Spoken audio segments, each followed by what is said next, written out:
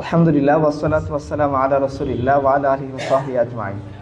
প্রথমে আমি আমার একটা ভয়ের কথা প্রকাশ করি। আমি দেখলাম আমার স্যাররা বসে আছেন আমার পেছনে, মানে সারা জীবন আমি স্যারদের পেছনে বসেছিলাম। এখন এটা আমার কাছে মানে আমি প্রথম ভয়েই কাঁপতেছিলাম।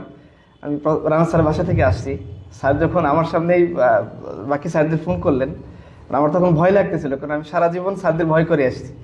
একটা ভয়ের গল্প শোনাই। অবশ্যই মিজান স্যার এখানে আছেন, আপনাদের সবার প্রিয় স্যার, আমারও প্রিয় স্যার। মানে আমার কেমিস্ট্রিতে 13 তুলতে আমি খালি ইয়ানফসি করতাম যে আল্লাহ আমার তুমি 13 তুলে দিও, কারণ স্যার আমার কি বলবেন। আল্লাহ আকবার। এবং আমাদের টুটু স্যারের একটা বিখ্যাত ডায়লগ আমার এখনো মনে আছে। তিনি বলতেন যে বাবা তুমি আমার সাথে খেলে লিখে বলে পারবা না আমার সাথে।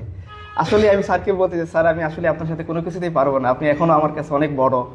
এবং আমি স্যারদের কথা প্রায়ই সব জায়গায় বলি যে আমার প্রিয় একটা জায়গা ছিল বা আমার শেখার একটা বড় ক্ষেত্র ছিল ঈশ্বরদী ইসলাম কলেজ। আমি এখানে পড়াশোনা করছি, আপনাদেরই সন্তান আমি, স্যারদের সন্তান বিশেষ করে। তো এটা আমার ভয়ের বিষয়। তো আমি বলতে গিয়ে যদি কিছু গুলিয়ে ফেলি মনে করবেন এই ভয়ের কারণে, আপনারা আমাকে ক্ষমা করে দিবেন। আরেকটা কারণ হচ্ছে ওলামায়ে কেরামের সামনে কথা বলাটা আরও বেশি ভয়ের বিষয়। আমরা ছোটোখাটো মানুষ, ওলামায়ে কেরামের সামনে কথা বলাটা ভয়ের বিষয়। তো আমি কোনো কিছু ভুল করে ফেলে মনে করবেন যে দুইটা ভয়ের কারণে ভুল করতেছি, একটা হলো স্যারদের ভয়ের কারণে, আরেকটা হলো ওলামায়ে কেরামের কারণে। আল্লাহ তাআলা মাফ করে দিই।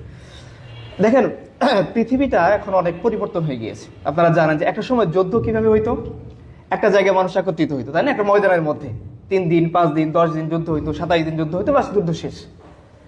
কিন্তু আপনারা জানেন যে রিসেন্ট একটা দেশ স্বাধীনতা লাভ করছে। কাদের কাছ থেকে? পরাশক্তি আমেরিকার কাছ থেকে।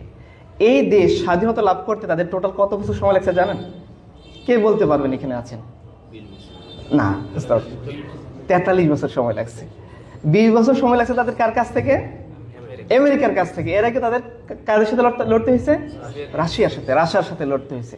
তো ইন টোটাল তাদের 43 বছর সময় লাগছে একটা স্বাধীনতা অর্জন করার জন্য। তার মানে দেখেন একটা যুদ্ধ এখন কি যুগের পর যুগ ধরে স্থায়ী হয়। আগে কি ছিল? যুগ হয় 12 বছরে, তখন 12 দিন স্থায়ী ছিল। আল্লাহ সাল্লাল্লাহু আলাইহি ওয়াসাল্লামের জীবনের যুদ্ধগুলো কত লম্বা? 1 মাস অবরোধ করছেন, খাইবার অবরোধ করছেন, আযাবের যুদ্ধ 27 দিন হয়েছে, এরকম। এর চেয়ে বেশি লম্বা সময়টা যুদ্ধ ছিল না। কিন্তু এখনকার যুদ্ধগুলো কিভাবে হয়? বছরের পর বছর, যুগের পর যুগ, অনেক সময় শতাব্দীর পর শতাব্দী ধরেও কি চলতে থাকে। যেমন ধরেন আপনারা দ্বিতীয় বিশ্বযুদ্ধের সময় একটা কথা শুনে, কোল্ড ওয়ারের কথা শুনে থাকবেন, তাই না? স্নায়ুযুদ্ধ এখন আছে না, বন্ধ হয়ে গেছে? এখনো আছে। তার মানে পৃথিবীর যে আপনারা পৃথিবীর সূত্র, পৃথিবীর কালচার, পৃথিবীর আইডিওলজি, পৃথিবীর এই যেমন জাতি রাষ্ট্র, আপনারা সম্ভবত ইবনে বতুতার নাম শুনে থাকবেন, শুনছেন আপনারা অনেকেই। বলেন তো ইবনে বতুতার সফর করতে কয়টা পাসপোর্টের দরকার পড়ছিল? একটা পাসপোর্টের দরকার। কেন দরকার পড়ে নাই? কারণ ইবনে বতুতার সময় জাতি রাষ্ট্রের কোনো ধারণা ছিল না। এখন জাতি রাষ্ট্রের ধারণা আছে। আপনি আপনার এই 56,000 বর্গ মাইল অতিক্রম করতে চাইলে আপনাকে কি লাগবে? পাসপোর্ট লাগবে, ভিসা লাগবে, অনুমোদন লাগবে, চেকিং করবে আপনাকে, তারপরে আপনাকে যাইতে দিবে। কিন্তু এই বাস্তবতাটার সামনে ইবনে বতুতা কখনো মুখোমুখি হন নাই। তিনি 17টা 18টা 19টা দেশ সফর করছে, কিন্তু তার জীবনে আপনি কখনো পাসপোর্ট পাবেন না। আরো দেখেন পৃথিবীটা কিভাবে চেঞ্জ হয়েছে। আপনারা এআই যে আসবে আজ থেকে 5 বছর আগে কে চিন্তা করছেন বলেন? আমরা তার মরিদ হবো, আছেন কেউ এরকম? আচ্ছা, 2001 সালে বাংলাদেশে প্রথম মোবাইল আসলো, নোকিয়া নামের একটা মোবাইল বাংলাদেশে আসলো। সিম ছিল কি তখন? গ্রামীণ ফোন। মুরব্বীরা এখানে আছেন, তারা বলেন তো দেখি, ওই সময় কি আপনারা কখনো কল্পনা করছিলেন যে আপনারা এইভাবে ভিডিও কলে জাপানে থাকা, ইউরোপে থাকা, আমেরিকার একজনের সাথে কথা বলবেন? না, কল্পনা করা নাই। তখন নেট কি জিনিস সেটা আমরা বুঝতাম না। এই যে ফেসবুক তো অনেক দূরের জিনিস। আমরা ছোটবেলায় শুধু একটা জিনিস বুঝতাম যে স্নেকের একটা গেম ছিল না, এতটুকু আমরা বুঝতাম। এখন দেখেন গেমের আবার যে বাবা মার কাছে গিয়ে ধরা খেতাম কোথাও, রোস্তম একটা গেম ছিল না, মরে থাকতো, ওইটাই খেলতে গিয়ে। আর এখন পাবজি আসছে, আরো কত কিছু আছে, ফ্রি ফায়ার, আরো কত কিছু আছে। পৃথিবীতে এত বেশি চেঞ্জ হয়েছে যে এমন চেঞ্জ হয়েছে যেটা আমরা কল্পনা করতে পারিনি। চ্যাট জিপিটি নামে একটা জিনিস আসবে, এটাকে আমরা কেউ কল্পনা করছিলাম? কি হচ্ছে, আমি তাকে ইনপুট দিচ্ছি যে আমি বলতেছি তুমি এটা দাও, ও আমাকে বিশাল বড় একটা কি থিসিস পেপার লিখে দিচ্ছে। হ্যাঁ, যে জিনিস আমি জানি না ওইটা কে জানে? তো এআই দিয়ে কি করা যাচ্ছে, আপনি শুধুমাত্র কিছু ওয়ার্ড তাকে আপনি ইনপুট দিবেন, আপনি কি কি চান, সে আপনাকে একটা ভিজুয়াল জিনিস দিয়ে দিবে। মানে আপনার কাছে মনে হবে এত সুন্দর জিনিস কিভাবে হয়। আপনারা সম্ভবত যারা পড়াশোনা করছেন বা করছেন, যে আপনারা রোমান এম্পায়ারের বিভিন্ন স্থাপত্যকলা দেখবেন, এত সুন্দর করে তারা মূর্তি সুন্দর না, বাট আমি বোঝানোর জন্য বলতেছি যে এত সুন্দর করে মূর্তি বানাইছে। শশীলজের যে মূর্তি, এর চেয়ে অনেক শতগুণ সুন্দর মূর্তি। কিন্তু আপনারা পৃথিবীর সবচেয়ে শ্রেষ্ঠতম শিল্পকর্মের নাম জানেন, সেটাকে কি বলে? মোনালিসা আর্ট না? আচ্ছা বলেন তো, এআই যে ধরনের ছবি জেনারেট করতে পারে, এটা মোনালিসা থেকে সুন্দর না খারাপ? মানে আমি মোনালিসাকে সুন্দর বলতেছি না, আমি বোঝানোর জন্য শুধু বলতেছি যে এআই আপনার সামনে এত সুন্দর ছবি দিবে, আপনার কাছে মনে হচ্ছে কিভাবে সম্ভব, যেটা মানুষ আঁকতে পারতো না এটা এখন এআই কি করে দিচ্ছে, এঁকে দিচ্ছে। যে থিসিস মানুষ লিখতে পারতো না এখন চ্যাট জিপিটি সেটা করে দিচ্ছে। আর আমরা তো একটু কিছু হলে কাকে জিজ্ঞাসা করি, শাইখ গুগলকে জিজ্ঞাসা করি, কিছু না পাইলে কি গুগল কর, তাই না? আচ্ছা, তো একটা সময় আমরা দেখছেন আপনারা মানে পৃথিবীটা কেমন বদলেছে যাচ্ছে, এতটুকু বোঝানোর জন্য মুরব্বীরা কেমন যারা আছেন তারা বলতে পারবেন ভালো, যে আপনাদের জেনারেশনে কেউ যদি সিগারেট খেত সে কি তার বাবার সামনে সিগারেট খাওয়ার সাহস করতো? কি করতো? আমি দেখছি আমার চাচার বেলায়, মানে সে একবার প্রেমে ছেঁকা খেয়ে বেকা হয়ে সে সিগারেট খাওয়ার সিদ্ধান্ত নিল। তো আমাদেরকে 2-4 জনকে দাঁড় করে রাখতো যে কখন তার বাবা আসতেছে এটা আমরা সিগন্যাল দিই, ও গিয়ে প্রাইমারি স্কুলের চিপায় গিয়ে সিগারেট খাইতো। এখন আপনারা কি দেখেন? আচ্ছা, আপনারা একটা সময় দেখছেন এরকম যে একটা গ্রামের কেউ যদি প্রেম করে কোনো ছেলের হাত ধরে বের হয়ে যাইতো, ওই পরিবারের ওই পিতার অবস্থা কি হইতো? ওই এলাকার কোনো মানুষ তার সাথে কথা বলতো না। আমাদের এলাকায় বলে আটক রাখা, ওই যে এক ঘরে করে দেওয়া, তাই না? এরকম করে দিত। মানে মানে অলিখিতভাবে একটা নিয়ম ছিল যে ঘরের মেয়ে বের হয়ে যাবে অন্য কোনো ছেলের হাত ধরে, গ্রামের কেউ তার সাথে কথা বলবে না, তার সাথে সম্পর্ক রাখবে না। মানুষ একটা হেজিটেশন ফিল করে, কিভাবে সম্ভব যে একটা মেয়ে একটা ছেলের হাত ধরে বাবা থাকতে মা থাকতে সবাই অমতে সে একা চলে যাবে? এটা একটা অকল্পনীয় জিনিস ছিল মুরব্বিয়ানে কেরামের জামানায়। এখন কি হয়েছে? এখনকার জামানায় মা বলে দিচ্ছে, দেখ ধরলে বড় লোকের ছেলেটাকে ধরিস। আর ছেলেকে কি শেখাই দিচ্ছে? দিনদার একটা ক্যাটরিনা কাইফ ধরিস, তাই না? আমাদের ছোটবেলায় বলা হয়তো কি যে মানে ধরেন দিনদারা যারা বিয়ে করতেছে তারা কি খুঁজে? দিনদার যারা মেয়ে তারা খুঁজে দিনদার বিল গেটস, আর দিনদার যারা ছেলে তারা কি খুঁজে? দিনদার ক্যাটরিনা কাইফ। এটা বলা হয়তো আর কি আমাদের সময়। তো এমন সিনারিও আমরা দেখতেছি যে একটা সময়ে জেনা করা, বেবিচার করা, খারাপ কাজ করা, অশ্লীলতা করা, বা আপনারা যারা ছোটবেলায় সিনেমা টিনেমা দেখছেন যে ধরেন একটা নায়ক নায়িকার হাত ধরবে, এই দৃশ্যটা আমাদের কাছে অশ্লীল ছিল না একটা সময়? আর এখন কি হয়েছে? এখন ছেলে মেয়ে বাবা বুড়ো ছেলে সবাই মিলে কি দেখতেছে? হিন্দি সিরিয়াল দেখতে। হিন্দি সিরিয়ালে কি শেখায়? মূল কনসেপ্টটা কি তাদের? ফ্যামিলির মধ্যে কিভাবে ক্ল্যাশ লাগানো যায়, কিভাবে বউ শাশুড়ির যুদ্ধ হবে, এই যুদ্ধে আপনি জয়ী হবেন, কিভাবে আপনার মাকে ফাঁকি দিয়ে আপনি আপনার বউকে নিয়ে হানিমুনে যাবেন, ইত্যাদি নানান জিনিস শেখা। বা বৃদ্ধ একটা মাকে আপনি ঘর থেকে বের করে দিবেন, কি প্রসেস ফলো করলে পরে মা বুঝতে পারবে না যে আপনি তাকে ঘর থেকে বের করে দিচ্ছেন, এইটা শেখাচ্ছে, তাই না? এইটা এত বেশি নর্মাল হয়ে গেছে যে এখন কি ছেলে মেয়ে বাবা বুড়ো সবাই মিলে বসে দেখে। তো পৃথিবীটা এত বেশি পরিবর্তন হয়ে গেছে যেটা আমরা কখনো কল্পনা করিনি। ফিতনার ডাইমেনশনটাও এখন এত বেশি।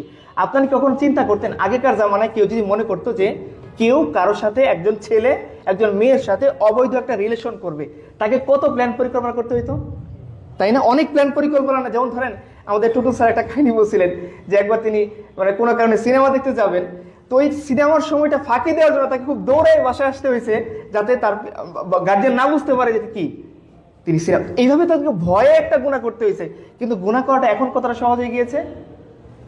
মোবাইলে একটা ক্লিকে আপনি এখান থেকে ওয়েস্টে চলে যেতে পারবেন, এখান থেকে অ্যান্টার্কটিকা মহাদেশে চলে যেতে পারবেন। এবার এখান থেকে আপনি চাঁদ, আমরা দেখতেছি যে চাঁদ সানসেট কখন হবে, এক সপ্তাহের 1 মাসের শিডিউল তারা আমাদের অ্যাপে দিয়ে দিচ্ছে। এত বেশি অ্যাডভান্স হয়েছে, কিন্তু অ্যাডভান্সটাকে আমরা সবকিছু পজিটিভ লাইন নিতে পারছি না, সব নেগেটিভ হয়ে গেছে। সব নেগেটিভ হয়ে গেছে। কেন নেগেটিভ হয়ে গিয়েছে? এক কথায় যদি বলেন যে পৃথিবীর নিয়ন্ত্রণ ক্ষমতা এমন একদল মানুষের হাতে চলে গেছে তারা পুঁজিবাদ দ্বারা নিয়ন্ত্রিত। বলুন তো, ইসলামের একটা কালিমা আছে না? কি কালেমা? পুঁজিবাদের একটা কালেমা আছে। কে বলতে পারবেন? আপনাদের কুইজ প্রতিযোগিতা আছে? আচ্ছা, তার কুইজ প্রতিযোগিতাকে একটা পুরস্কার দেওয়া হবে। পুঁজিবাদের কালেমা আমাকে কেউ বলবেন? কে বলতে পারবেন? এক কথায় পুঁজিবাদের কালেমা। এখানে কি আর্টস পোলাপান নাই? কমার্সের কেউ নাই? সৈন্যদল কে থাকলে তার শাস্তি হবে। হ্যাঁ, ডিভাইডেড লোন। এরা পড়াশোনা করে না, সব ফাঁকিবাজ, সব এই দিয়ে চ্যাট জিপিটি দিয়ে পড়াশোনা চলে নাকি? পুঁজিবাদের মূল রুলস হচ্ছে প্রফিট ম্যাক্সিমাইজেশন। কি? আপনি ইনভেস্ট করবেন সবচেয়ে কম, আপনি এখান থেকে বেনিফিট নেবেন সবচেয়ে বেশি। এটা পুঁজিবাদের কালেমা। কি? Profit maximisation. আপনি প্রফিটকে বাড়াবেন। এখন দেখেন, আপনারা দেখেন, আপনারা গ্রাম থেকে মানুষজন কি করছে? ধরেন যার 4, 5, 7 বিঘা জমি ছিল, ও একটু সুখের আশায় কোথায় গেছে? গার্মেন্টসে গেছে। গার্মেন্টসে একটা লোক যদি 8 ঘন্টা ডিউটি করে, তার বেতন কত থাকে? 8,000 টাকা থাকে, 10,000 টাকা থাকে। ঢাকায় একটা বাসা ভাড়া 1 রুমে নিতে গেলে কত লাগবে? এখন বাধ্য হয়ে সে কি করছে? এর পরের টার্মে সে তার ওয়াইফকে আনছে। কারণ কি করবে? ওর টাকাতে বাসা ভাড়া দিবে আর ওয়াইফের টাকা দিয়ে। এখন বলেন পরকীয়া বাড়ছে না কমছে? গার্মেন্টস শ্রমিক, কিন্তু প্রথম আলোর রিপোর্ট, আমার রিপোর্ট বিশ্বাস করার কোনো দরকার নেই। আপনি প্রথম আলোর রিপোর্ট দেখেন, তারা বলছে গার্মেন্টস শ্রমিকদের মধ্যে সবচেয়ে বেশি ডিভোর্স রেট বেশি। সবচেয়ে বেশি ডিভোর্স রেট কোন জেলায় বেশি? ঢাকা জেলায় বেশি। 10 জনের মধ্যে 7 জন নারী তারা ডিভোর্স চায়। আপনারা একটা সময় দেখছেন না, মুরব্বী কেরাম যারা আছেন, দাদা দাদিকে পিঠে এখন লম্বা করে ফেলতেছে, ওই দাদি চোখ মুছে দাদার জন্য খাবার রান্না করে মাঠে দিয়ে আসতেছে। দেখেন না এরকম দৃশ্য? মানে তখন আমাদের দাদিরা সব অবরোধ বসে ছিল, সব খারাপ ছিল, আর এখন সব স্বাবলম্বী হয়েছে, তাই না? এমন স্বাবলম্বী হয়েছে, এমন স্মার্ট হয়েছে, এমন আধুনিক হয়েছে তারা, যে স্বামীর জন্য সে এক কাপ চা বানাবে, সে বলবে এটা আমার দায়িত্ব না, আমি অবরোধ বাসিনি। এই মেয়েটাই কেবিন ক্রু হয়ে 10 জন 15 জন 20 জন পুরুষের সামনে হেসে খেলে সুন্দর করে স্মার্টলি 100 বার স্যার ডেকে কফি এগিয়ে দিবে, স্যান্ডউইচ এগিয়ে দিবে, সে কি হয়ে যাবে? স্বাবলম্বী হয়ে যাবে, তাই না? এটা আমাদের শেখানো হয়েছে। তো কেন একটা মেয়ে তার স্বামীকে শ্রদ্ধা করবে? কি ঠেকা পড়ছে তার? সে যদি তার স্বামীকে ছেড়ে দেয়, সে আরো ভালো থাকতে পারবে। আমাদের সময় কি ছিল? স্বামী ছিল একজন স্ত্রীর অবলম্বন। সে যদি স্বামীর ঘর থেকে চলে যায়, সে কোথায় অবলম্বন খুঁজে পাবে? সে স্বামীকে আঁকড়ে ধরে বাঁচতে চাইতো, সে সন্তান জন্ম দিত। এখন বলুন তো, বার্থ রেট আমাদের দেশে কমতেছে না বাড়তেছে? কমতেছে। আপনারা রাশিয়ার হিসাব জানেন, খুব পৃথিবীর উন্নত রাষ্ট্র। রাশিয়ার জন্মার পজিটিভ না নেগেটিভ? নেগেটিভ, -0.4। তারা চীনে কি পজিটিভ না নেগেটিভ? জাপানে কি? জাপানের সরকার, চীনের সরকার এখন পুরস্কার ঘোষণা করতেছে যে একাধিক সন্তান নিবে তাকে কি করা হবে। কেন নারীরা সন্তান নিতে চায় না বলেন তো দেখি? তাদের ফ্যামিলি নাই, পরিবার নেই। একটা সময় পরিবার ছিল। আপনাদের যাদের সন্তান আছে প্রত্যেকে আমার কথাটা উপলব্ধি করতে পারবেন। এখন আমি যেটা বলবো, বলেন তো, সন্তান যেদিন থেকে হাসা শুরু করছে, ওই মুহূর্তে সন্তানের জন্য আপনার দিলের মধ্যে কি খেলতেছিল? যে পুরো দুনিয়া যদি কেউ বলে সন্তানের জন্য কুরবানি করে দিতে, আমি কুরবানি করে দিব, আমি দ্বিধাবোধ করবো না। করবেন না আপনি এরকম? সন্তান যেদিন থেকে 4 মাস 3 মাস বসে যখন হাসা শুরু করছে, দিলের ভিতরে এমন মুচড় দেওয়া শুরু করে যে আমি আমার পুরো দুনিয়ায় সন্তানের জন্য কুরবানি করে দিব, তারপরে সন্তানকে ছাড়বো না। এই বেচলাটা বুঝবেন, এইটা বিবাহিত যাদের সন্তান আছে তারা এটা বুঝবেন। এই দুঃখটাকে, এই কষ্টটা কেন তারা উপলব্ধি করে না? তাদের পুঁজিবা তাদেরকে শিখেছে, দেখো তোমার লাইফটা হচ্ছে শর্ট। আমাদের একটা ছোটবেলায় আপনার একটা ছড়া বলতাম, দুনিয়াটা মস্ত বড়, life is one, chance is one. এটুকু আমরা শেখাইনি হয়তো। তাহলে দেখেন আমাদের যৌবনের ডিউরেশনটা কতখানি। ধরেন আপনি 15 বছর থেকে শুরু করলেন, 45 বছর শেষ করে দিলেন, এরপরে তো অত তাগড়া জওয়ানি আপনার থাকবে না। কত সময় পাইলেন? 20 বছর, 30 বছর। ধরেন আপনি সর্বোচ্চ 30 বছর সময় পাইলেন। 30 বছর আপনাকে কি করতে হবে? এনজয় করতে হবে। এনজয় করতে গেলে কি লাগবে? টাকা পয়সা লাগবে। আবার একটা কথা, আপনি এনজয় করতে যাবেন যে আপনাকে ফ্রয়েড এসে শিখিয়ে দিবে, যাদের কাছে পশ্চিমা বিশ্বের নিয়ন্ত্রণ, ওদের মূল দার্শনিকদের একজন হচ্ছে ফ্রয়েড। আপনার নাম শুনছেন না? ফ্রয়েড এসে আপনাকে বলে দিবে যে দেখো বাবা, পৃথিবীর সমস্ত কিছু নিয়ন্ত্রিত হয় যৌনতা দ্বারা। ইভেন এই এত বড় বদমাশ, সে কথা বলছে, পিতার সাথে যে সন্তানের সম্পর্ক, সন্তানের সাথে যে পিতার সম্পর্ক, মার সাথে যে একটা সদ্য প্রসূত বাচ্চার সম্পর্ক, সব নাকি যৌনতা দ্বারা নিয়ন্ত্রিত হয়। তার মানে যৌনতাকে কি করে দিতে হবে? পৃথিবীর সমস্ত কিছুর মানদণ্ড আনতে হবে কি দিয়ে? যৌন সুখ দিয়ে। এখন কি করতেছে তারা? পশ্চিম বিশ্বের একটা সহজ জিনিস কি, একটা মেয়ে সন্তান নিতে চায়, সে নিজে সন্তান ধারণ করা ছাড়াও সন্তান জন্ম দিতে পারবে। জানেন সেই প্রসেসটার নাম কি? একটা ছেলে সে সন্তান চায়, সে একজন মেয়ের সাহায্য ছাড়াও, মানে তার ওয়াইফের সাহায্য ছাড়াও সে সন্তান নিতে পারবে। এই প্রসেসটা আছে না? এটাকে কি বলে? কি বলে? আরেকটা জিনিস আছে, শুধু টেস্ট টিউবে তো বেবি হয় না ভাই। বেবিটাকে টেস্ট টিউবে করার পর কোথায় দিতে হয়? এটা একটা কুইজ, যে পারবেন তার জন্য পুরস্কার। বলেন সারোগেসি, রাইট? আপনি পাবেন ইনশাআল্লাহ পুরস্কার। স্যারোগেটিভ মাদার তৈরি করছে। স্যারোগেটিভ মাদার বলতে কি বোঝা যায়? সহজ কথা, ইজারে নেওয়া, ভাড়া নেওয়া একটা মা। আপনি চান যে আপনি কোনো বাচ্চার পিতা হবেন, আপনি নিজের স্পার্ম অথবা স্পার্ম ব্যাংক থেকে স্পার্ম কিনতে পারবেন। একটা স্যারোগেটিভ মাদারের মধ্যে দিয়ে আপনি একটা সুন্দর বাচ্চা উৎপাদন করবেন। বিশ্বাস করেন, যে সন্তান আপনার গর্ভে জন্ম লাভ করছে, আপনার ওয়াইফের গর্ভে, আপনি তাকে দেখছেন, লালন পালন করছেন, তাকে ধোয়াইছেন, তাকে খাওয়াইছেন, তাকে ফিডার খাওয়াইছেন, তাকে ঘুম পাড়াইছেন, এই সন্তানের প্রতি আপনার যে মহব্বত হবে, স্যারোগেটিভ মাদারের কাছ থেকে আপনি যদি একটা সন্তান নিয়ে আসেন, এই মহব্বত হবে? ফ্যামিলি থাকবে না, ফ্যামিলি এমনি ভেঙে যাবে। আবার কথার কথা, তাদের এসে দেখবেন কি সন্তান জন্ম দিতে আগ্রহী না, তাদেরকে বলা হচ্ছে তোমরা বেশি সন্তান জন্ম দাও, আমরা চাইল্ড কেয়ার হোমে কি করবো? সন্তানকে লালন পালন করবো। বলেন তো, যে সন্তান তার পিতামাতার সংস্পর্শই পায়নি, এই সন্তান কি বড় হয়ে কখনো পিতামাতার অধিকার আদায় করবে? করবে না। কি হবে? আপনাদের সোসাইটির একটা ঘটনা বলি। বনশ্রী একটা বিখ্যাত ডাক্তার, সে FCBS করা ডাক্তার, জীবনের শেষ বয়সের ঘটনা সে ভিডিও সাক্ষাৎকারে শোনাচ্ছে এইভাবে যে আমার 2 মেয়ে কানাডায় থাকে। কোথায় থাকে? আমাদের অনেকের স্বপ্নের শহর, যে প্রায় বলা ঢাকা কি হয়ে গেছে, সিঙ্গাপুর কানাডা হয়ে গেছে, তাই না? তো এরকম সিঙ্গাপুর কানাডা তিনি পড়াইছেন এবং তার 2 মেয়েকে তিনি ইংলিশ মিডিয়ামে পড়াইছেন। এখন তার জীবনের ঠাঁই হয়েছে বৃদ্ধাশ্রম। সে বলতেছে এই বৃদ্ধাশ্রমে যে আসছি আমাকে একজন রিক্সাওয়ালা ধরে আনছে। বলছে কেন? সে বলতেছে আমি একদিন খুব মনমর হয়ে পার্কে বসেছি এবং আমি প্রায় মনমর হয়ে পার্কে বসে থাকি, তো সে আমাকে ফলো করে, মাঝে মাঝে সেও বসে থাকে। তো সে একদিন জিজ্ঞাসা করে স্যার আপনার কি হয়েছে? বলছে আমি তাকে বললাম, কারণ আমি ঘটনা শেয়ার যে করবো, এই শেয়ার করার মধ্যে কাউকে পাই না, বরং সে তার 5তলা বাড়ি, কিন্তু শেয়ার করার মধ্যে কাউকে। কেন? আমাদের সোসাইটি যাদের হাতে পৃথিবীর ক্ষমতা, তারা আমাদের আরেকটা কনসেপ্ট শিখেছে, এর নাম কি? ইন্ডিভিজুয়ালিজম। কি শিখাইছে? প্রত্যেকে আলাদা, প্রত্যেকে স্বাধীন, প্রত্যেকে সার্বভৌম, প্রত্যেকে নিয়ে চিন্তা করবে। কেউ কারো অধিকারে হস্তক্ষেপ করতে পারবে না, কেউ কারো ত্রিসীমানায় পা বাড়াইতে পারবে না, কেউ কারোর জন্য কাঁদবে না, কেউ কারোর জন্য এগিয়ে যাবে না। এজন্য আপনারা দেখবেন যে ফ্ল্যাট বলতে কি বোঝায়? জাস্ট একটা দেয়ালের পার্থক্য। আগে তো পার্থক্য থাকতো একটা বাড়ির, একটা এলাকার, একটা গ্রামের। এখন পার্থক্য কি? স্রেফ একটা দেওয়ালের। কিন্তু এই দেয়ালের ওই পাশে, পুরান ঢাকার একটা কাহিনী আমি পড়লাম, দেয়ালের ওই পাশে একটা লোক মরে পড়ে আছে, পচে গলে, জানালা ওই দরজার নিচ দিয়ে গলিত জিনিসের পোকাগুলো আসা যাওয়া করতেছে, দুর্গন্ধ ছড়াইছে। এরপরে গিয়ে তার পাশের ফ্ল্যাটের লোকজন, তার ওই বিল্ডিং এর লোকজন পুলিশে খবর দিছে। পুলিশ এসে দরজা ভেঙে উদ্ধার করে দেখে এই লোকটা অনেক আগে মারা গেছে। অথচ আপনারা একটা সময় দেখতেন যে একটা গ্রামে যদি কোনো লোক মারা যাইতো, 3, 4, 5 গ্রাম থেকে 4 মাইল 5 কিলোমিটার হেঁটে জানাজা নামাজ পড়তে আসতো না। অথচ আপনারা এখন দেখতেছেন যে এই যে আপনি ধরেন ময়মনসিংহ রেল স্টেশনে বসে আছেন, একটা লোক পড়ে তার হাত, শরীর অর্ধাংশ কেটে গেছে, তার জীবন কোনো মতে আসছে, যায় অবস্থা, সে আপনার দিকে হাত বাড়াচ্ছে, আপনি যাবেন না, কারণ আপনার অফিসের সময় চলে যাচ্ছে। Civil society. একটা সময় ছিল যে যখন মানুষ, একটা গ্রামে চোর আসছে, আপনারা দেখছেন না ছোটবেলায়, রাত বিরেতে ওঠে 10 জন 15 জন 20 জন, ঘুম নাই, গরু খুঁজতে যে আমার ভাইয়ের গরু কোথায় আছে। এটা একটা সময় ছিল। আর এখন কি? আপনি রাস্তায় মোড়ে পড়ে থাকবেন, নীল খেতে দেখছেন না আপনারা, চাকার নিচে একটা মেয়ে আটকে গেছে, ওকে ঢাকা ভার্সিটি থেকে নীল ক্ষেত পর্যন্ত টেনে নিয়ে গেছে, কেউ জানে, একবারে দেহ ছিন্ন বিচ্ছিন্ন হয়ে গেছে। This is your society. কেন? আমাকে সে ইন্ডিভিজুয়ালিজম, আমি আলাদা, আমি প্রত্যেকে কি একদম সার্বভৌম সত্তা, আমি সার্বভৌম ক্ষমতার অধিকারী, আমি যা খুশি তা করতে পারি। আমি অন্যকে যদি কষ্ট না দিয়ে মদ খাই, এটা আমার চয়েস। আমি অন্যকে কষ্ট না দিয়ে জিনা করি, এটা আমার চয়েস। ইভেন আমার পিতা মাতারও ক্ষমতা নেই যে সে আমার ব্যক্তি স্বাধীনতায় হস্তক্ষেপ করবে। সম্প্রতি আপনারা ওই কানাডার আরেকটা কাহিনী দেখছেন যে বাংলাদেশের দম্পতি, সে তার 11 বছর ছেলেকে বলছে যে বাবা, হোমোসেক্সুয়ালিটি খারাপ কাজ, এর সাথে জড়িত হয়ে না। সরকার সে তার ছেলেকে পিতামাতা থেকে আলাদা করে দিচ্ছে। কেন? বলছে তুমি তোমার সন্তানের ব্যক্তি স্বাধীনতাকে হস্তক্ষেপ করছো।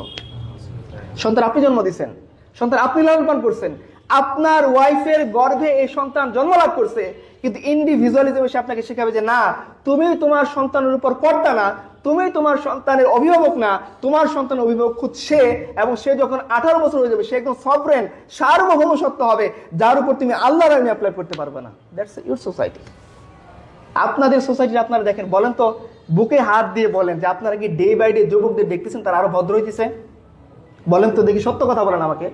আগে যে পরিমাণ ছিল আমাদের সময়, ক্লাস 3-4 এর বাচ্চা ইয়াবা খাইতে জেলা স্কুলের, বাড়তেছে না কমতেছে? চিন্তায় বাড়তেছে না কমতেছে? মনে করেন আপনি অনেক বড় ক্ষমতাসীন দলের একজন মানুষ, আপনার সাথে কোনো ভ্যানগার্ড নাই, কোনো মানুষ নাই, আপনি একা রাত 3টায় কি জেলা স্কুলের মধ্যে চলতে সাহস বোধ করবেন? কেন করবেন না? আপনি উন্নত, এই বিল্ডিং গুলো তো 2012-13 সালের পরে উঠছে, আমরা যাওয়ার পরে উঠছে। আপনি তো অনেক উন্নত হয়েছেন, আপনি 15 তলা বিল্ডিং তুলছেন, আপনি 20 তলা বিল্ডিং উঠাইছেন, আপনি ডেভেলপ করছেন, জায়গায় মোড়ে মোড়ে আপনি রাস্তাঘাট বানাইছেন, আপনি শিক্ষা প্রতিষ্ঠান বানাইছেন। আপনাদের তো কথাই ছিল যে শিক্ষা প্রতিষ্ঠান যে এলাকায় বাড়বে, সে এলাকায় নীতি নৈতিকতা বাড়বে, সে এলাকার মানুষজন মুরব্বীকে শ্রদ্ধা করবে, সে এলাকার মধ্যে মাদক, সে এলাকার মধ্যে চিন্তায় কমে যাবে। তাহলে আপনি কি শিক্ষা দিচ্ছেন? আপনি কি শিক্ষা প্রতিষ্ঠান গড়ে তুলতেছেন? ময়মনসিংহকে বলা হয় শিক্ষা নগরী, কিন্তু এই ময়মনসিংহে আপনিই তো বলতেছেন আপনি ময়মনসিংহের বাসিন্দা, কিন্তু রাত 3টায় বেলা আপনি আপনার ওয়াইফকে নিয়ে একা জেলা স্কুলে মুড়ে চলতে সাহস করবেন না। তাহলে আপনি কি শিক্ষা দিচ্ছেন সমাজকে? এই সমাজ আপনাকে শেখাচ্ছে কি? তুমি নিজেকে নিয়ে চিন্তা করো, তুমি নিজেকে নিয়ে চিন্তা করো, তুমি নিজে একদম সফরেন, সার্বভৌম সত্তা, কিসের খোদা, কিসের আল্লাহ, কিসের প্রভু, কিসের লর্ড, তুমি নিজে একটা লর্ড। এটা আমি বলিনি, এটা পশ্চিমের কনসেপ্ট। ডেমোক্রেসির প্রধান কনসেপ্ট কি? ইচ অ্যান্ড এভরি পারসন, একটা সোসাইটির সবাই সভরেন সত্তা, সে নিজেই নিজের জন্য আইন জারি করার, নিজেই নিজের নিয়ম কানুন করার ক্ষমতা রাখে। এটা আপনাদের সোসাইটির সংজ্ঞা। এই জন্য কি হয়ে গেছে? সোসাইটি সেলফিশ হয়ে গেছে। এখন কেউ কারোর জন্য চিন্তা করে না। বলেন তো, আপনি লাস্ট কবে আপনার ভাড়াটিয়ার জন্য কাঁদছিলেন? একজন ভাড়াটিয়া সে যদি ঠিকভাবে টাকা না দিতে পারে, আপনি তার কয় মাস রাখবেন? ধরেন সত্যি সে বিপদে পড়ছে, আপনি কি বিপদ উপলব্ধি করবেন? করবেন না। কেন? এই সোসাইটি আপনাকে ওই ভাড়া নির্ভর করে দিচ্ছে। আপনি নিজেও ধরা, আপনি বলতেছেন আমি সারা জীবনের ইনকাম দিয়ে বাড়িটা করছি, এখন এই বাড়ি থেকে যদি ভাড়া না আসে আমি কি করে খাবো, তাই না? অথচ একটা সময় এরকম ছিল যে আমাদের দাদিকে বসিয়ে রেখে দাদা চলে যেতেন কোথায়? পুকুরে অথবা খালে। তিনি দাদি ভাত রান্না করতে করতে দাদা মাছ নিয়ে চলে আসতেছেন, কেউ কারো চিন্তা করা লাগতেছে না। আপনারা খুব বেশি মডার্ন হয়েছেন। আপনারা বলেন তো, এই ভারতবর্ষের একটা বিখ্যাত স্থাপত্য কর্ম আছে যেটাকে পৃথিবীর সপ্তম আশ্চর্যের একটা বলা হয়। তাজমহল কি ইংরেজরা বানাই দিয়ে গেছে? তাজমহল কি এআই দিয়ে বানানো হয়েছে? চ্যাটজিপিটি দিয়ে বানানো হয়েছে? কি দিয়ে বানানো হয়েছে? এই ভারতীয় লোকদের দ্বারা বানানো হয়েছে। এবং আরো যদি স্পেসিফিকলি বলি, মাদ্রাসা শিক্ষিত লোকদের দ্বারা বানানো হয়েছে। আপনার কথা বিশ্বাস করবেন? বলুন তো দেখি, এই যে সেকুলার এডুকেশন সিস্টেম, ধর্মকে আলাদা করে একটা শিক্ষা ব্যবস্থা, এটা কে প্রমাণ করছে? ইংরেজরা না আগের লোকদের ছিল? ইংরেজরা এসে প্রমাণ করছে। কে প্রমাণ করছে? Thomas Babington Macaulay. কত সালে? 1835 সালে এসে। তো এর আগে শিক্ষা ব্যবস্থা কি ছিল? মাদ্রাসা বেস ছিল। আপনারা বিশ্বাস করেন বা না করেন, দ্যাটস ট্রু, যে এই মাদ্রাসা পড়ুয়া ছেলেরা একদিকে মুজাদ্দিদ আলফিসানি হয়ে সম্রাট শাহজাহানের দরবারে গিয়ে দাওয়াত দিচ্ছে, আবার এই মাদ্রাসা থেকে বের হয়ে সন্তানগুলোকে তাজমহল বানাচ্ছে, যেটাকে স্টিল নাও পশ্চিমা সভ্যতা বলতেছে পৃথিবীর সপ্তম আশ্চর্যের একটা। কিভাবে পসিবল ছিল? আপনি তো অনেকগুলা বুয়েট বানাইছেন, কুয়েট বানাইছেন, রোয়েট বানাইছেন। বুয়েট, কুয়েট, রোয়েট, চুয়েট, এই যে আপনাদের ময়মনসিংহ ইঞ্জিনিয়ারিং কলেজ, সবাই মিললেও তো বাংলাদেশে এমন কোন একটা স্থাপত্যকর্ম বানাইতে পারলো না যে পৃথিবীর সপ্তম আশ্চর্যের একটা। ইভেন ইউরোপও তো বানাইতে পারলো না। কেন বানাইতে পারলো না? পিরামিড আপনারা পড়ছেন না? পিরামিডের মধ্যে কোনো এসি লাগে না। পিরামিডের সবসময় স্টেবল টেম্পারেচার থাকে 22 থেকে 24 ডিগ্রি সেলসিয়াস। কিভাবে সম্ভব? আপনি তো এই যে কত টাকা লাখ টাকা খরচ করে একটা মসজিদ বানাইছেন, নিজের বাড়ি বানাইছেন, আপনার বাড়ি থেকে আপনি সবসময় 24 ডিগ্রি সেলসিয়াস টেম্পারেচার কন্ট্রোল করতে পারবেন? আপনার এসি লাগবে, আপনার ফ্যান লাগবে, আপনার এয়ার কুলার লাগবে। কিভাবে তাদের সম্ভব? খ্রিস্টের জন্মের হাজার হাজার বছর আগে বানানো, জিসাস ক্রাইস্টের জন্মের হাজার হাজার বছর আগে বানানো একটা স্থাপত্যকর্ম কিভাবে এত কঠিন টেকনোলজি তারা নিয়েছে, বানিয়েছে কিভাবে? আপনি মনে করছেন আপনি উন্নত ছিলেন না? এরকম না। পৃথিবী আরো আগে উন্নত ছিল, পৃথিবী আরো আগে সুন্দর ছিল। বাংলাদেশের একটা বিখ্যাত কাপড়ের নাম আমাকে বলেন যেটা পৃথিবী গর্ববোধ করতো। মসলিন। আপনারা সবাই জানেন। বলেন তো, আপনি তো অনেক ডেভেলপ হয়েছেন, আপনি মসলিন একটা বানান না কেন? এখন আপনি কেন মুসলিমকে নিয়ে এত বেশি ইমপ্রেস, এত বেশি কেন মুসলিমকে অবাক হন? কেন? কারণ আপনি এখনো বানাইতে পারেন না। আপনি তো অনেক উন্নত হয়েছেন। তার মানে আমাদেরকে যে উন্নতির মাপকাঠি শেখানো হয় সেটা শুধু বস্তুগত উন্নতি। আমরা মনে করি কি বিল্ডিং উন্নত হয়েছে, বাস আমি উন্নত হয়ে গেছি। আগে ময়মনসিংহে একটা 15 তলা বিল্ডিং ছিল না, এখন বলার মতো অনেকগুলো 15 তলা বিল্ডিং আছে, বাস আমি ডেভেলপ হয়ে গেছি। কিন্তু আমি তো আপনাকে একটু আগে বললাম যে আপনি নৈতিকতার জগতে, নীতি নৈতিকতার জগতে, ভদ্রতার জগতে, আদব আখলাকের জগতে, মাদকের জগতে আপনাদের কতটা অধঃপতন হয়েছে। তাহলে আমরা উন্নতি বলতে কেন ওই পশ্চিম আমাকে শিখেছে, বাবা একটা সোসাইটির মধ্যে তুমি যে উন্নতি হিসাব করবা, নীতি নৈতিকতা হিসাব করতে পারবে না। নীতি নৈতিকতা হচ্ছে ধর্মীয় বিষয়। আর প্রথমে আমরা যে সোসাইটি গঠন করছি it's secular society, R secular সোসাইটির মধ্যে ধর্ম বলে কিছু থাকবে না। আর যদি ধর্মকে আলাদা করে দেন, আপনি তো নৈতিকতার কোথাও খুঁজে পাবেন না। কারণ বিল গেটসের কোম্পানির মধ্যে নৈতিকতার বলে কোনো চ্যাপ্টার নেই। ওকে শেখানো হবে কিভাবে আপনি সফটওয়্যার বানাইতে পারবেন, কিভাবে সফটওয়্যার ইনস্টল করতে পারবেন, কত কম দামে কত ভালো সফটওয়্যার বানাইতে পারবেন। এই যে এখন দেখেন বানাইতেছে ইলন মাস্ক, কি বানাইছে? চার্জ করা লাগবে না এরকম মোবাইল সে আনতেছে। আপনার কি বলে ইন্টারনেট লাগবে না এরকম মোবাইল সে আনতেছে। আপনি একটা মোবাইল দিয়ে আপনি ইন্টারনেট ছাড়া পৃথিবীর যে কোনো প্রান্তে চলতে পারবেন। আমাকে শেখানো হচ্ছে উন্নতি মানে এইটা, আর আসলে আপনিও ফিল করতেছেন যে বাবা এইটা উন্নতি না। কারণ আমি দেখতেছি আমার সন্তান, আমি কখনো আইপ্যাড চালাইনি, সে আইপ্যাড চালাচ্ছে, আইপ্যাড চালানোর পর আমার মুখের উপর গালি দিচ্ছে। আমার সন্তান, আমি এআই কি জিনিস জানতাম না, সে এআই ইউজ করতেছে, চ্যাটজিপিটি ইউজ করতেছে, কিন্তু চ্যাটজিপিটি ইউজ করে বসে মায়ের মুখের উপর কথা বলতেছে, মা ডক্টর কাজ করতেছে। আমার সন্তান এরকম হয়ে গেলে কেন? কারণ আপনি শেখান নাই তাকে। আপনি মনে করছেন কি উন্নতি মানে কি আমার সন্তান বুয়েটে পড়বে, মেডিকেলে পড়বে, আমার সন্তান ইউরোপে যাবে, আমার সন্তান ইংলিশ মিডিয়ামে পড়বে। কিন্তু আপনি দেখতেছেন জাহাঙ্গীরনগর ইউনিভার্সিটির প্রফেসর, সে বলতেছে আমার 3 ছেলে, 2জন মেয়ে কানাডায় থাকে, 1জন ইউরোপে থাকে। আমি এখন ফোন করি, তারা ফোন ধরে না। কেন? বলছে তারা সিম চেঞ্জ করে ফেলছে, তারা আমার সাথে সম্পর্ক রাখতে চায় না। কেন? আপনি অনেক উন্নত হয়েছেন না, মেয়েকে ইংলিশ মিডিয়ামে পাঠিয়েছেন, আপনি অনেক ইউরোপে পাঠাচ্ছেন, বুয়েটে পাস। একজন গার্ডিয়ান হিসেবে বুয়েটে যদি কোনো ছেলে চান্স পায়, মানুষ কি মনে করে তার ছেলে একেবারে কামিয়াব হয়ে গেছে। কিন্তু এই বুয়েট পড়ুয়া ছেলেটা ইন ফিউচারে তার বাবার দেখাশোনা করবে কিনা, তার মার দেখাশোনা করবে কিনা, এইটা না ছিল আসল কামিয়াবি, এইটা না ছিল আসল সফলতা। যে বাবা খাই বা না খাই, আমার ঘরে যদি একবেলা ভাত থাকে, তোমার ঘরে একবেলা ভাত থাকবে। আমি যদি একবেলা খাই, তুমি একবেলা খাবা। কেন? কারণ আমাকে শেখানো হয়েছে, আমার ধর্ম আমাকে শেখাইছিল ওয়াবিল ওয়ালিদাইনি ইহসানা। আল্লাহ কিন্তু ইনসাফের কথা বলেন পিতামাতার সাথে। কি বলছেন? ইহসানের কথা বলছেন। ইহসান হচ্ছে ইনসাফের চেয়েও ইনসাফের চেয়েও আরো এক ডিগ্রি এগিয়ে আছে ইহসান। আপনি যদি ইনসাফ করবেনই, এটা তো পিতামাতার সাথে আপনি করতে বাধ্য। পিতামাতার সাথে আল্লাহ যখনই লফ শব্দ আনছেন তখনই বারবার বলছেন ইহসান করো, ইহসান করো। ইহসান মানে কি? ইহসান মানে 50-এ বদলে 50 না, 50-এ বদলে 60, 100, 150 যত করে বাড়িয়ে দাও, এটা ইহসান। আপনি তাকে শেখান নাই? আপনি শিখেছেন কি? তুমি বুয়েটে চান্স পাবে, যে কোনো মূল্যে তোমাকে জেলা স্কুলে ফার্স্ট হইতে হবে, যে কোনো মূল্যে উদ্ভাসের ভর্তি পরীক্ষায় তোমাকে প্রথম হইতে হবে, এটা হলো কামিয়াবি। সে তো ওরকম কামিয়াব হয়েছে, কিন্তু আপনি প্রতীক্ষা করেন আপনার সন্তান ইন ফিউচার এরকম হতে যাচ্ছে, সে ইউরোপে যাবে, সে কানাডায় যাবে, সে বড় ইঞ্জিনিয়ার হবে, সে কখনো আপনার অধিকারের ব্যাপারে চিন্তা করবে না। কেন? তার পত্র পত্রিকায়, তার বইতে, তার কিতাবে, তার ওই ইঞ্জিনিয়ারিং ডাক্তার সাবজেক্টের মধ্যে পিতামাতার কোনো চ্যাপ্টার ছিল না যেখানে শেখানো হয়েছে দেখো পিতামাতার সাথে কখনো ইনসাফ করা যায় না, পিতামাতার সাথে ইহসান করতে হয়। ইনসাফ হচ্ছে 50-এর বদলায় 50, 100-এর বদলায় 100, আর ইহসান মানে হচ্ছে 100-এর বদলায় 150, 1000, 2000 যা পারো বাড়িয়ে দাও। এবং আল্লাহ বলে দিচ্ছেন যে দেখো পিতামাতার সাথে তোমাকে এমন ব্যবহার করতে হবে, পিতামাতা যদি রূঢ় আচরণ করে, বুড়ো হয়ে গেছে, হয়তো স্মৃতি ভ্রম করছে, হয়তো অনেক কিছু মনে রাখতে পারে না, একটা প্রশ্ন তোমাকে 10 বার জিজ্ঞাসা করে, মনে রেখো তোমাকে যখন আল্লাহ প্রথম কথা বলার ক্ষমতা দিচ্ছেন, তুমি একটা শব্দ পিতামাতার কাছে কয়েকশো বার জিজ্ঞাসা করছো, আর সে মহব্বত দিয়ে বলছে বাবা আবার বলো। তুমি স্মরণ করো এই জিনিসের কথা। এবং আল্লাহ বলতেছেন স্মরণ করে তুমি উহ শব্দ করতে পারবে না, যে কেন এটা করলেন আপনি, উহ শব্দ বলতে পারবেন, আপনি তো এটা তাকে শেখান নাই। সোসাইটি আউট করে দিচ্ছে, ধর্মের কোনো দরকার নেই, ধর্ম শুধুমাত্র মসজিদে আলোচনা করবে। আর স্কুলে শেখানো হবে সেকুলারিজম, স্কুলে শেখানো হবে ক্যারিয়ারিজম, স্কুলে শেখানো হবে কমিউনিজম, স্কুলে শেখানো হবে ক্যাপিটালিজম। ক্যাপিটালিজমের মানে হচ্ছে আপনি যে কাউকে দিয়ে ব্যবসা করে সর্বোচ্চ মুনাফা অর্জন করবেন। এখন পিতা আপনাকে দিয়ে ব্যবসা করবে, সে সোসাইটিকে দিয়ে ব্যবসা করবে, সে নারীদের ধরে ধরে ব্যবসা করবে। আপনি আমাকে বলেন আমরা খারাপ কথা বলি, আইএমএ জাহিলিয়াত ছিল, আইএমএ জাহিলিয়াতের মধ্যে আপনি এমন সংজ্ঞা পাবেন না যে নারীদেরকে নিয়ে পর্নোগ্রাফি করে একটা আলাদা ইন্ডাস্ট্রি বানানো হয়েছে। পাবেন কখন আপনি? এখন পাবেন আপনি। একটা আলাদা ইন্ডাস্ট্রি গড়ে উঠছে কি নিয়ে? Pornography industry. আপনারা জানেন এটা কত নিকৃষ্ট কাজ, কিন্তু এখন নিকৃষ্ট হলে আপনি এই সত্য অস্বীকার করতে পারবেন না। প্রত্যেকটা যুবকের মোবাইলে এটা ঢুকে গেছে। একটা সময়ে সিনেমা দেখতে হইলে একটা ছেলেকে অনেক প্ল্যান করতে হইতো, বন্ধু বান্ধবদের সাথে সময় হেরফের করে পিতামাতাকে বুঝিয়ে সুঝিয়ে একটা সিনেমা দেখতে হইতো। আজকে সে কত নিকৃষ্ট সিনেমা দেখতেছে তার ঘরে বসে, ল্যাপের নিচে বসে, আপনি কন্ট্রোল করতে পারেননি কেন? আপনি তার কাছে ইঞ্জিনিয়ারিং বই তুলে দিয়েছেন, ইঞ্জিনিয়ারিং বইয়ের মধ্যে এটা লেখা ছিল না যে তোমার দিকে যদি কোনো নগ্ন নারীর বা স্বাভাবিক কোনো নারীর দৃষ্টি পড়ে তুমি নজর ফিরাও, আল্লাহ তোমাকে মাফ করে দিবেন। তুমি যদি দ্বিতীয়বার নজর দাও, আল্লাহ তোমাকে এমনি মাফ করবেন না। আপনি তো এটা তাকে শেখান না। আপনি শিখেছেন কি? তোমাকে কিন্তু অবশ্যই বুয়েটে চান্স পাইতে হবে। সে অবশ্যই বুয়েটে চান্স পাইছে এবং অবশ্যই ইন ফিউচারে সে আপনাকে অবজ্ঞা করবে, কারণ বুয়েটের কোনো টিচারও শেখায় নাই পিতামাতার প্রতি তুমি ইহসান করো। বুয়েটের টিচার তাকে শিখাইছে কিভাবে এমআইটিতে তুমি ভর্তি হতে পারবা। বুয়েটের টিচার তাকে শিখাইছে কিভাবে তুমি এই ভার্সিটি পার হওয়ার আগে একটা ভালো সফটওয়্যার কোম্পানিতে জব পাবা, সেটা পেয়ে গেছে, সে তো নিজেকে কামিয়াব মনে করছে। আপনি তো তাকে শেখান নেই বাবা তোমার কামিয়াবের একটা আলাদা সংজ্ঞা আছে।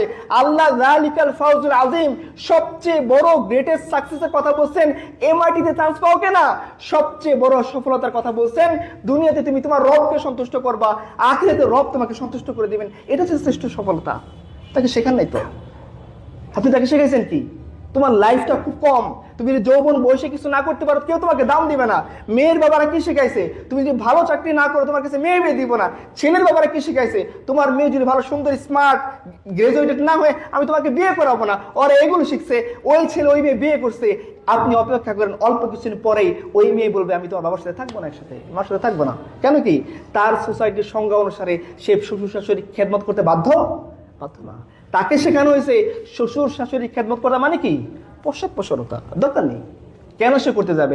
একটা স্মার্ট শিক্ষিত নারী যে চাইলেই একটা জব করতে পারে, সে কেন শ্বশুর শাশুড়ি খেদমত করবে? আমাকে বলেন আপনি কি টাকা পড়ছে তার? করবে সে? করবে না। আপনি সোসাইটিতে এইভাবে বানাইছেন। আপনি যদি উল্টা দিকটা চিন্তা করেন, যখন আজ থেকে আমরা খুব বেশি উন্নত ছিলাম না বাহ্যিক অর্থে, কিন্তু আমাদের মধ্যে নীতি নৈতিকতা ছিল, আদব কায়দা ছিল। পিতা মাতার সামনে একটা কথা বলার আগে 10 বার চিন্তা করতো। প্রেম করছে, ধরা পড়বে, পিতার ভয়ে সে কয়েকবার চিন্তা করতো আমি পিতার কাছে কি জবাব দিব। যখন পিতা আমাকে জিজ্ঞাসা করে সত্যি তার সাথে তোমার রিলেশন আছে, যদি কোনো মেয়ের হাত ধরি, এটা যদি কেউ ছবি উঠিয়ে পিতাকে দেখায়, কিভাবে আমি এটা ব্যাখ্যা করব, এই নিয়ে চিন্তা করতে হইতো। আর এখন চিন্তা করে কি? ভালো একটা মেয়েকে ধরে বলবে আব্বা আমি বিয়ে করে নিয়ে আসছি, মেনে নাও তুমি।